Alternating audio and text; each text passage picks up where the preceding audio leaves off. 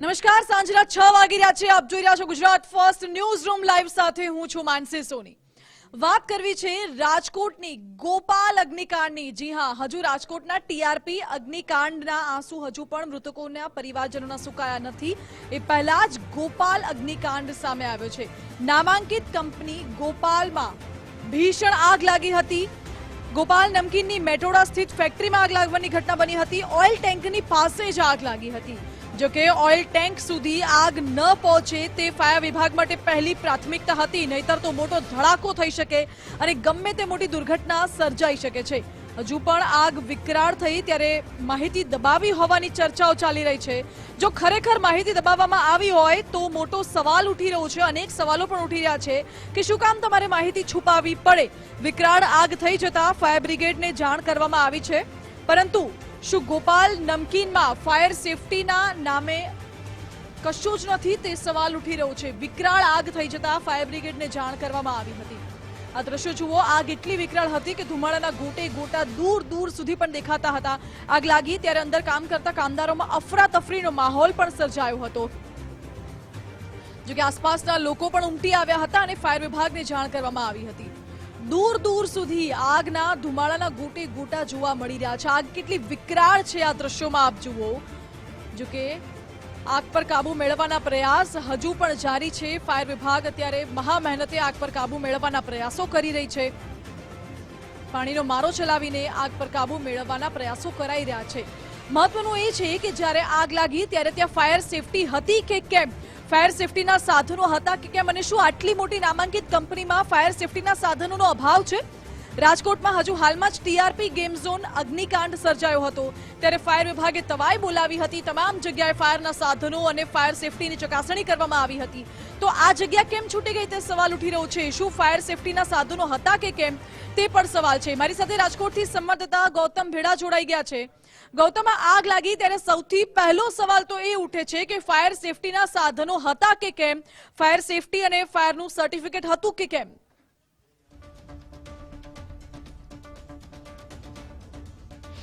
જી ચોક્કસ, જે અહીંના જે સત્તાધીશો છે તે એવું કહી રહ્યા છે કે અહીંયા ફાયર સેફટી હતી, પરંતુ સવાલ એ પણ છે સાથે સાથે કે ફાયર સેફટી કામ કરે તેવી હાલતમાં હતી કે પછી ખાલી કેવા પૂરતી ફાયર સેફટી હતી.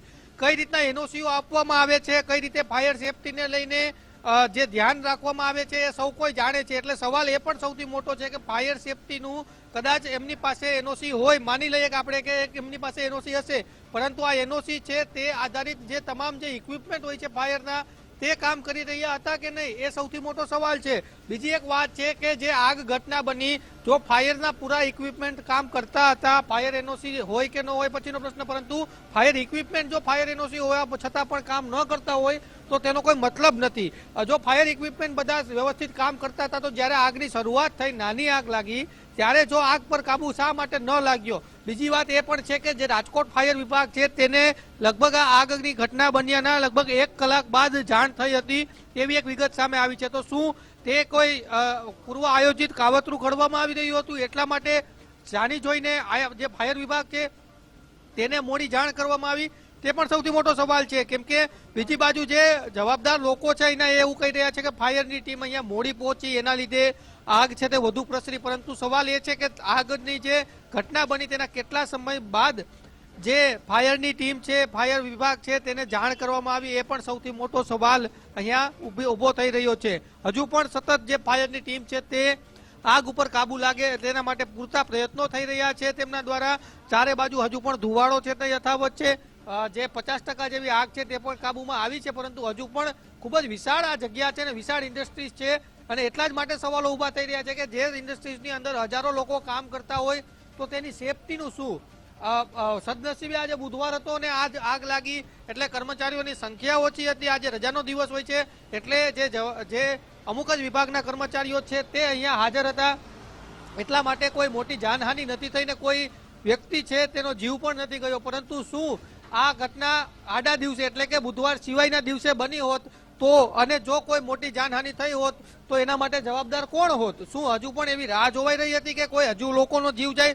કેમ કે આપણે જાણીએ છીએ કે રાજકોટનો જ ટીઆરપી કાંડ હજી તાજો છે ને એમાં 27 લોકોના ભોગ લેવાઈ ગયા, તેમ છતાં પણ હજુ જે ફાયરના નામે તપાસ છે તે મીંડું જ છે. રાજકોટમાં કોઈ ફાયર વિભાગમાં નોકરી કરવા માટે તૈયાર નથી એવી પ્રકારની પરિસ્થિતિ છે. ક્યાંથી નોકરી કરવા તૈયાર હોય? એક બાજુ તમે ફાયર એનઓસી આપી દો છો, પરંતુ ફાયર એનઓસીમાં જે ફાયર ઇક્વિપમેન્ટ છે તે યોગ્ય રીતે કામ કરી રહ્યા છે કે નહીં? સવાલ જે સત્તાધીશો છે અહીંના જે ઇન્ડસ્ટ્રીઝના તેની સામે પણ છે, કે જે જવાબદાર લોકો છે તેમની સામે પણ છે, કે તમારે ત્યાં આવડી મોટી ઇન્ડસ્ટ્રીઝ આવેલી છે, આટલા મોટો યુનિટ છે, આટલા લોકો કામ કરી રહ્યા છે હજારોની સંખ્યામાં, તો શું તેની સેફટીને લઈને તમારી પાસે તમારી કોઈ જવાબદારી જ નથી?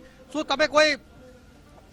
તમે કોઈ જવાબદાર વ્યક્તિ નથી કે જે આટલી મોટી આગની ઘટના બને અને આટલું મોટું નુકસાન થાય તો કાલે એવું પણ બની શકે કે કોઈ મોટી ઇન્ડસ્ટ્રી કે જ્યાં હજારો લોકો કામ કરતા હોય ત્યાં આગ લાગે અને કોઈને જીવ ગુમાવવાનો વારો આવે તો શું તેની રાહ જોઈ રહ્યા છે? એટલે ઘણા બધા સવાલો છે. શા માટે ફાયરનો ફોન લેટ થયો?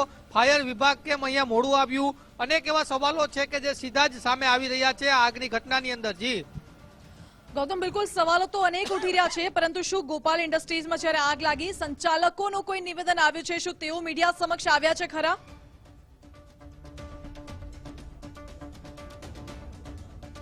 જે સંચાલકો છે તેમના દ્વારા શરૂઆતમાં એવું કહેવામાં આવ્યું હતું, જ્યારે અમે પૂછ્યું હતું કે અહીંયા જે આસપાસના વિસ્તારો છે ત્યાંથી પણ લોકો આવ્યા હતા, તેને પણ અમે પૂછ્યું હતું. તેમના દ્વારા એવું કહેવામાં આવ્યું છે કે કોઈ જાનહાનિ નથી અને જે ફાયર વિભાગ છે તે મોડું આવ્યું એના લીધે આ જે આગ છે તે વધુ પ્રસરી. તેઓ તો એમ જ કહી રહ્યા છે કે અમારી પાસે ફાયર એનઓસી છે અને ફાયરના પૂરા સાધનો છે, પરંતુ એ તો બધું હવે બળીને ખાક થઈ ગયું છે. એટલે હવે એ વિષય પણ ખૂબ જ મહત્વનો છે કે શું આગનો જો પૂરા સાધનો હોય આગ બુઝાવવા માટેના, તો જ્યારે શરૂઆત થઈ આગની, નાની આગ લાગી ત્યારે શા માટે પૂરતો પાણીનો મારો કે જે પણ ફાયરના સાધનોની જરૂરિયાત હતી એ બધા સાધનો હોય તો ત્યારે કેમ કાબુ ન આવ્યો?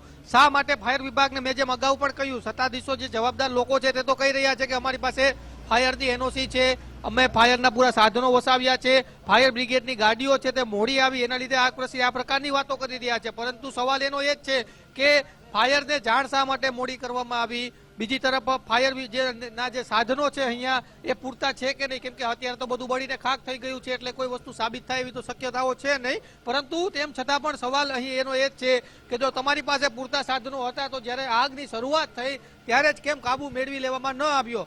કેમ કે પૂર્વ આયોજિત કોઈ કાવતરું તમારા દ્વારા ઘડવામાં આવ્યું છે કે તમે જાણી જોઈને એવું ઈચ્છતા હતા કે આ પ્રકારની ઘટના બને? એ પણ એક સવાલ છે. પરંતુ આ બધા હવે એક સવાલ જ છે, કારણ કે આ બધું જે કોકડું છે તે ગૂંચવાઈ ગયું છે ને એના લીધે હવે આ સવાલો છે તે ખૂબ જ મહત્વના બની રહ્યા છે કે જો આગ ઉપર વહેલું કાબુ ન આવ્યું તેની પાછળનું કારણ ફાયર વિભાગ છે કે આ લોકો છે? આ લોકો દ્વારા એવું કહેવામાં આવ્યું છે કે ફાયરની જે ગાડીઓ છે તે મોડી પહોંચી, પરંતુ તમારા દ્વારા પણ 1 કલાક મોડી ફાયર વિભાગને જાણ કરવામાં આવી હતી, તો એના માટે જવાબદાર કોણ છે? એટલા માટે ફાયર વિભાગની ગાડીઓ મોડી આવી? આ સૌથી મોટા સવાલો ઉભા થઈ રહ્યા છે. જી ગૌતમ, બિલકુલ આભાર આપનો. એટલે હાલ તો સવાલો અનેક ઉઠી રહ્યા છે, કારણ કે આગ લાગી તો એવો પણ દાવો કરાઈ રહ્યો છે કે ફાયર વિભાગની ગાડીઓ મોડી આવી હતી. આ સાથે જો ફાયરના સાધનો અગર હતા તો એ કાર્યરત હતા, ચાલુ સિચ્યુએશનમાં હતા કે કેમ તે પણ સવાલ ઉઠી રહ્યો છે. જોકે અત્યારે તો આગ એટલી વિકરાળ છે કે તમામ માલ સામાન બળીને રાખ થઈ ગયો હોય તે પ્રકારના દ્રશ્યો અહીં જોવા મળી રહ્યા છે અને ફાયર વિભાગ સતત આગ બુઝાવવાની કામગીરી કરી રહ્યું છે. જોકે આગ પર જ્યારે સંપૂર્ણપણે કાબુ મેળવાશે ત્યારે જ સ્પષ્ટ જાણકારી મળશે કે ત્યાં ફાયરના સાધનો હતા કે કેમ. હાલ તો સંચાલકો દ્વારા એવો દાવો કરાઈ રહ્યો છે કે ફાયર સેફટીનું સર્ટિફિકેટ હતું, એનઓસી હતી, બધું જ હતું, પરંતુ જ્યારે આગ પર કાબુ મેળવાશે ત્યારબાદ સ્પષ્ટ થશે કે ફાયરના સાધનો ચાલુ કન્ડિશનમાં હતા કે કેમ. અને દાવો એવો પણ કરાઈ રહ્યો છે કે ફાયર વિભાગની ટીમ ત્યાં મોડી પહોંચી હતી.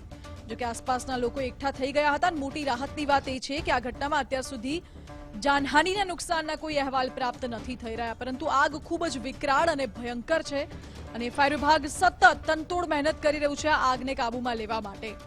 આગ લાગી ત્યારે આસપાસના લોકો પણ ઘટના સ્થળે દોડી આવ્યા હતા.